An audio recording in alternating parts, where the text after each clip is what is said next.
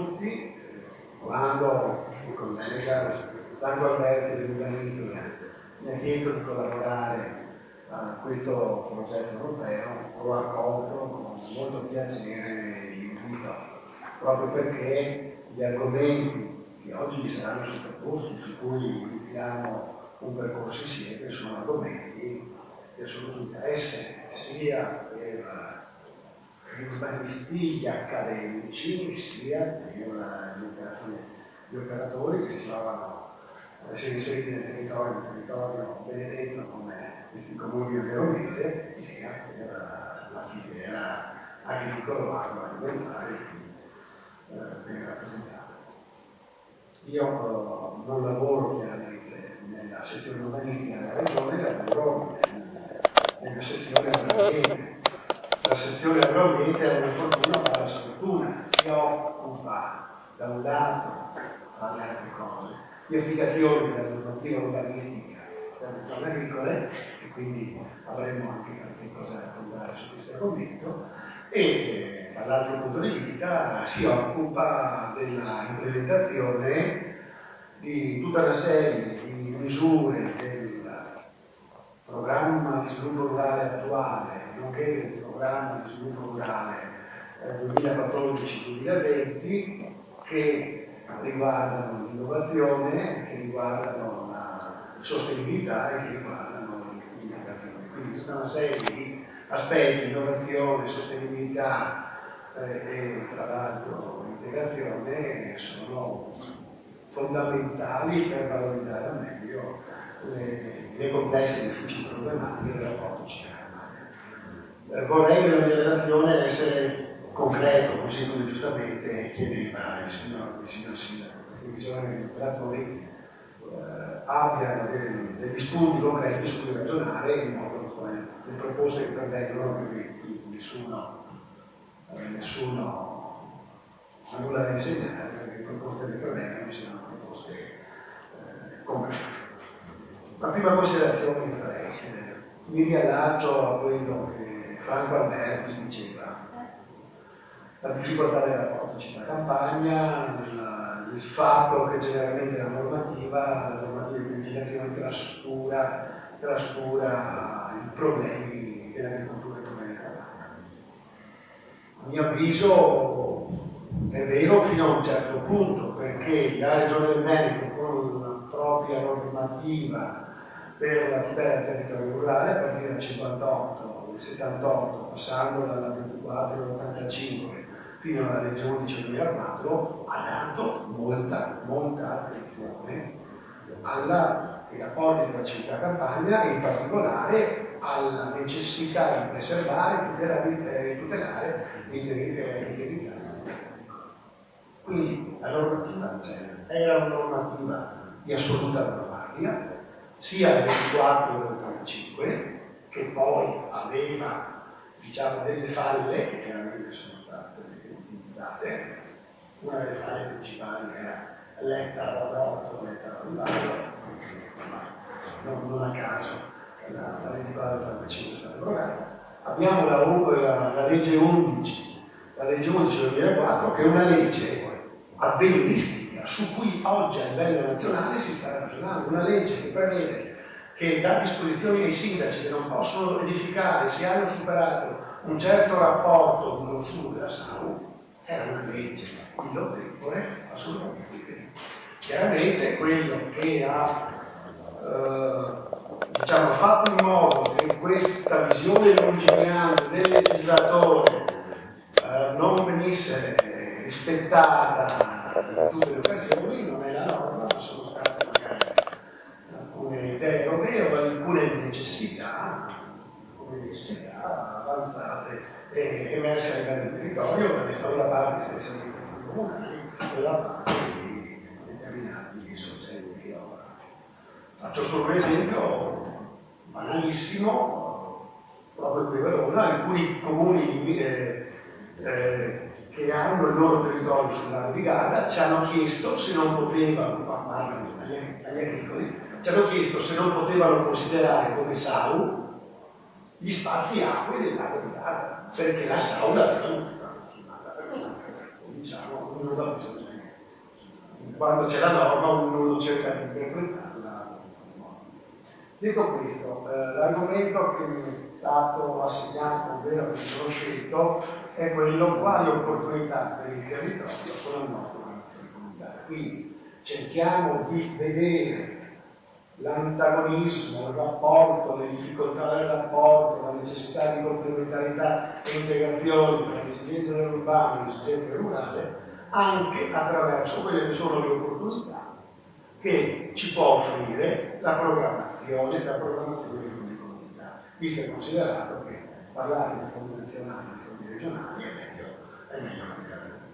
Chiaramente i fondi comunitari non sono solo fondi di agricoltura, quindi noi richiamiamo il ruolo fondamentale dei fondi diversi, il fondo europeo, i fondi europei per lo sviluppo del settore delle imprese, dell'ambiente, eccetera, eccetera, comunque il fondo sociale europeo, i fondi per la formazione e di formazione.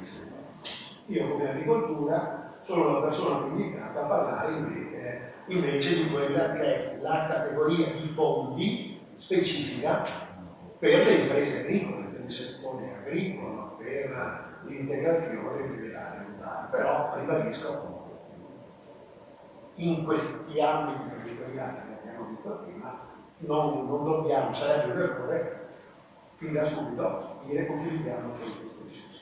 Detto questo, per fare un ragionamento concreto,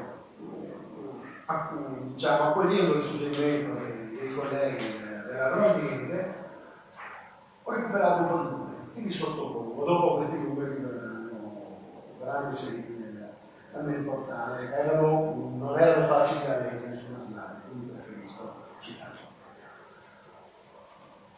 I primi numeri che voglio sottoporvi, perché ci ragioniamo, perché vediamo a cosa è dovuta questa differenza, sono che differenza c'è tra i dati complessivi dei partner di questi 5 comuni e i dati dei fascicoli identitari presenti presso ABEPA provinciale di Verona.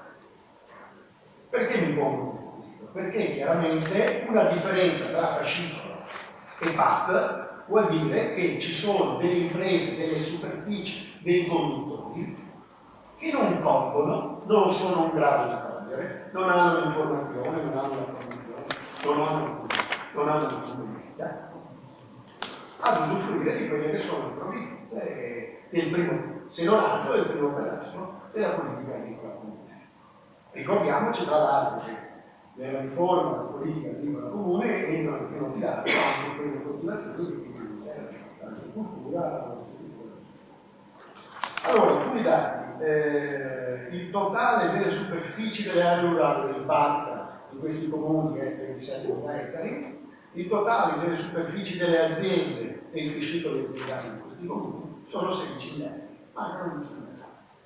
Sulle coltivazioni generiche, sul PAT ne abbiamo 10.000, nei fascicoli aziendali 2.000.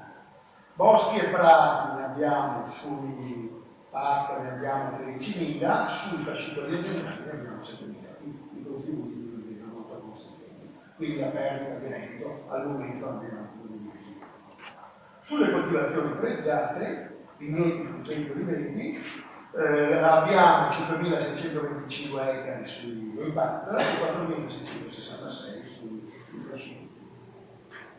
Quindi, diciamo, questa differenza è una differenza che varrebbe la pena di qualificare, di capire, di censire e che potrebbe essere un qualcosa su cui ragionare.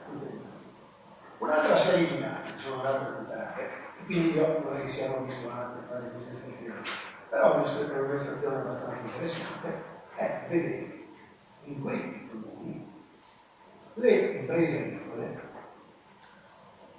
cosa hanno visto, che tipo di benefici hanno visto al programma di sviluppo rurale 2007-2013. Cioè, l'appeal, qual è stato l'appeal dell'offerta del programma di sviluppo rurale? Perché capendo l'appeal dell'offerta pregressa, possiamo da un lato immaginarci anche l'appeal della futura programmazione e potremmo anche E potremmo anche ragionare su quello che dovrebbe tirare di più e dovrebbe tirare meno, proprio per, diciamo, valorizzare l'integrazione tra le esigenze della città e i servizi che può dare. Poi dati comune per comune, però ragiono sulle misure. Chi opera nel settore agricolo lo sa. Formazione, c'è la possibilità di finanziare dei corsi di formazione.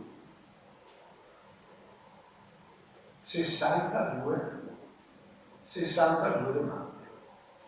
Voi sapete quali sono, voi sapete quali sono le imprese agricole del territorio, sono 62 persone che hanno spero che siano sbagliati i dati che mi hanno estratto dal dato geografico regionale, ma sono 62 persone che nel precedente periodo di programmazione hanno fatto un'attività formativa, sono state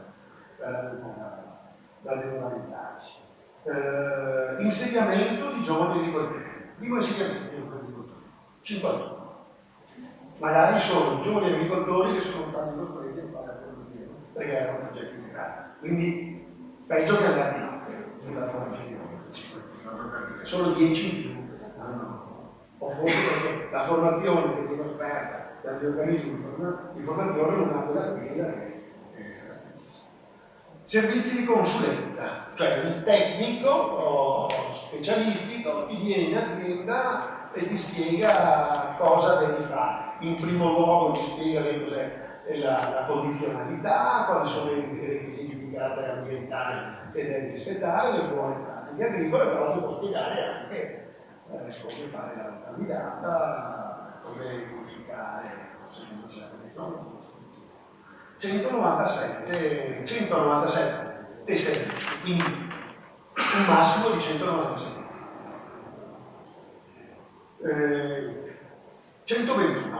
121 sono gli investimenti finanziati nelle aziende. 138 aziende hanno avuto investimenti. 123 agroindustria. Noi di solito parliamo di imprese agricole, ma ci sono degli investimenti che vengono fatti anche da soggetti che lavorano, che è più il prodotto agricolo che acquistano e che lavorano rispetto al prodotto agricolo che producono e che lavorano. Qui diciamo 22 in questi comuni ci sono stati 22 investimenti legati all'agroindustria. Quindi l'agroindustriale ragiona su numeri grossi, su investimenti grossi. Quindi questo per farci capire qual è il significato, l'importanza dell'agroindustriale. Proseguo, iniziative per lo sviluppo di nuovi prodotti, processi e tecnologie 6 in questi comuni.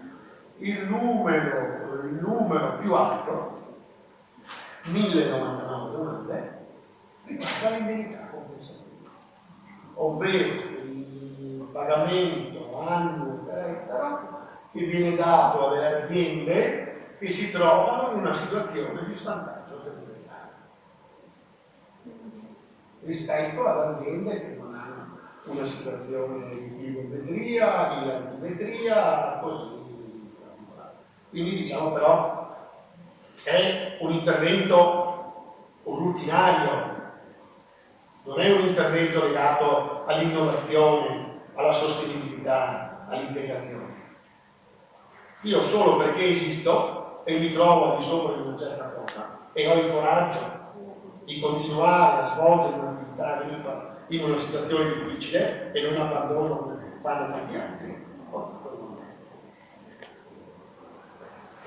Pagamenti agroambientali, ci sono tutta una serie di sostegni che possono essere dati alle aziende che introducono dei criteri di sostenibilità ambientale nelle loro coltivazioni superiori ai criteri obbligatori. Che ne so, è vietato bruciare i residui vegetali, quindi uno che rinuncia a bruciare i residui vegetali in campo non è che fa un sacrificio particolare, altro non fa che rispettare una norma già vigente. Però un agricoltore che riduce la fertilizzazione un agricoltore che riduce i quantitativi di irrigazione, un agricoltore che dove c'era una coltura estensiva mette a dimora un prato, non certo nelle zone dove i prati sono in base alla costaglia, stiamo parlando di una breve, ecco, fa un effetto, un intervento con valenza. E qui ce ne sono stati 176. Ci sono stati anche 58 interventi legati al benessere degli animali, cioè degli agricoltori che si sono, tra virgolette, sacrificati allevando gli animali con dei criteri più vantaggiosi per gli animali, più sostenibili, rispetto a quelle che sono le norme obbligatorie. Se per esempio per la norma obbligatoria dell'allevamento dei suini prevede che ci sia un certo spazio minimo per capo, gli spazi minimi rispettati erano superiori. Se la quantità di paglia messa nella lettiera è di un certo quantitativo o non è prevista, come obbligo di baseline, questi allevatori hanno adottato questo tipo di norma. Ecco, un numero che mi preoccupa proprio nel ragionamento che andiamo a fare è come in questi 5 comuni si sia pochissima utilizzata la misura 311 della passata programmazione. La misura 311 della passata programmazione era la misura che finanziava la diversificazione delle attività agricole in attività extra-agricole dal punto di vista tributario. Esempio, agriturismo, esempio, fattori sociali, esempio, produzione di energie rinnovabili nelle aziende agricole. Ora, in questi 5 comuni, in questo periodo di 7-8 anni di programmazione comunitaria, solo 4 aziende si sono interessate ad effettuare questo tipo di investimenti, a cogliere questo tipo di opportunità. Se volete, per curiosità, vado ad aprire i fascicoli e vedo se erano agriturismi o se erano fattorie sociali. Perché? Perché se erano agriturismi, diciamo, non per sfruttare l'investimento nel settore agritulistico, però assolutamente l'investimento nel settore agritulistico è più diffuso, è più semplice, è di maggior tradizione nelle periferie urbane, soprattutto l'agriturismo legato alla ristorazione, quindi era innovativo 20 anni fa, adesso è un po' meno innovativo, anche se giustamente la politica regionale continua a sostenere. Ben diverso sono gli investimenti nel settore delle fattorie sociali, che a mio avviso, e questa è la riflessione che nasce nella giornata odierna, che a mio avviso potrebbero rappresentare in modo egregio una eccellente risposta che il mondo dell'agricoltura può dare nelle zone urbane, nelle zone tipo queste, che il mondo dell'agricoltura può dare ai bisogni, alle necessità, alle richieste della popolazione. Chiudo. Noi come settore agricolo abbiamo finito di predisporre le bozze delle misure della programmazione 2014-2020. Sono stese a livello di bozza, nel senso che adesso addirittura ce le correggiamo nel nostro interno per vedere se le proposte che abbiamo ricevuto sono da parte dei colleghi, sono congrue, sono compatibili, sono scritte in italiano, in dialetto, perché sono una serie di cose, se sono troppo analitiche o se sono troppo sintetiche, e poi le andremo a sottoporre, le andremo a sottoporre al partenariato regionale.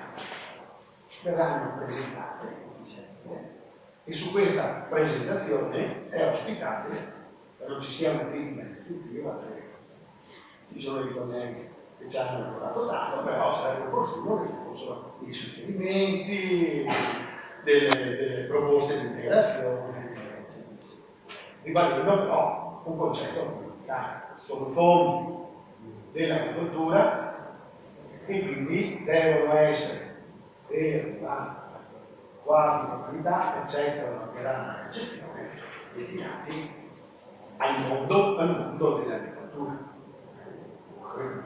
Le ricadute devono riguardare il mondo. La nuova programmazione ripropone molte delle cose che abbiamo già visto nel passato. Quindi chi voleva presentare domande per gli investimenti può continuare a presentarlo, la industria può continuare a essere sostenuta, eccetera, eccetera, eccetera. Ci sono alcune novità molto interessanti, soprattutto legate all'interrelazione tra gli interventi ambientali a salvaguardia del territorio e la pianificazione paesaggistica. Quindi questo è un elemento fondamentale. Sia con contributi per investimenti, sia con pagamenti annuali per chi si impegna a coltivare in un certo modo. Un esempio che facevo prima era per esempio gli aiuti che verranno dati agli agricoltori che continueranno eroicamente a mantenere nelle loro aziende certi elementi tipici del paesaggio agrario, quindi oltre al terrazzamento, la vite maritata, un certo tipo di sistemazione idraulico-agraria che assolutamente oggi non sono più economicamente convenienti, ma vale la pena di considerare. E poi un elemento di assoluto interesse è bisognerebbe dedicare un po' meglio, l'articolo 35, ovvero quell'articolo che promuove la cooperazione tra almeno due soggetti su tutta una serie di finalità e argomenti assolutamente interessanti per la creazione di iniziative pilota, per l'utilizzo in comune di attrezzature, per la creazione delle filiere corte, per la promozione con un approccio coordinato a livello territoriale delle fattorie sociali, il raccordo tra gli utilizzatori delle fattorie sociali e chi offre i servizi, eccetera, eccetera, eccetera. Come la parola chiave è cooperazione. Articolo 35. Chiudo. Come Regione del Veneto abbiamo approvato di recente una legge sull'agricoltura sociale. Non siamo la prima regione che disciplina l'agricoltura sociale, però l'abbiamo disciplinata avvalendoci di un gruppo di lavoro di tecnici esperti in cui erano presenti sia il mondo agricolo sia il mondo del terzo settore, sia il mondo sociale.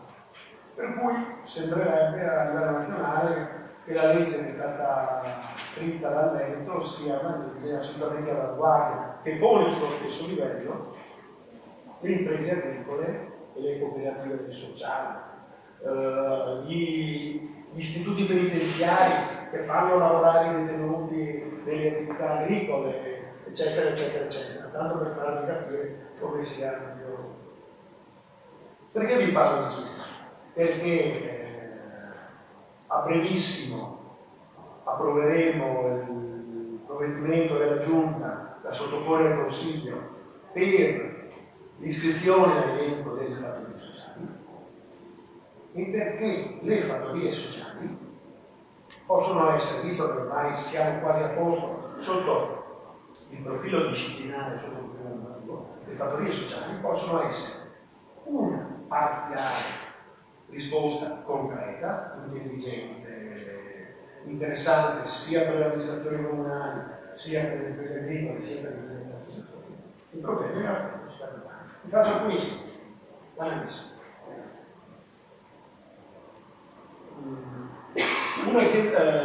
Rientrano nelle fattorie sociali gli agrumeti e gli agresi. Con la difficoltà, parlavo con il sindaco del comune di Milano, con la difficoltà che hanno le amministrazioni comunali a sostenere con i loro bilanci l'operatività degli asili, che mi pare che il collega signor sindaco non rientra obbligatoriamente tra i compiti istituzionali dei comuni, il fatto che certe aziende agricole, riconosciute, accreditate, che abbiano tutti i requisiti previsti, integrino la loro attività ordinaria, rendono le professionalità che servono con l'effettuazione di un'attività come agriasilo, può essere una cosa interessante. Per l'amministrazione comunale, che spende meno, non spende, per il cittadino che lavora, le mamme che lavorano e sanno dove portano i figli, in un ambiente magari dove i figli respirano anche aria un po' più dura di quello che respirano durante la settimana e così via. Sono un esempio.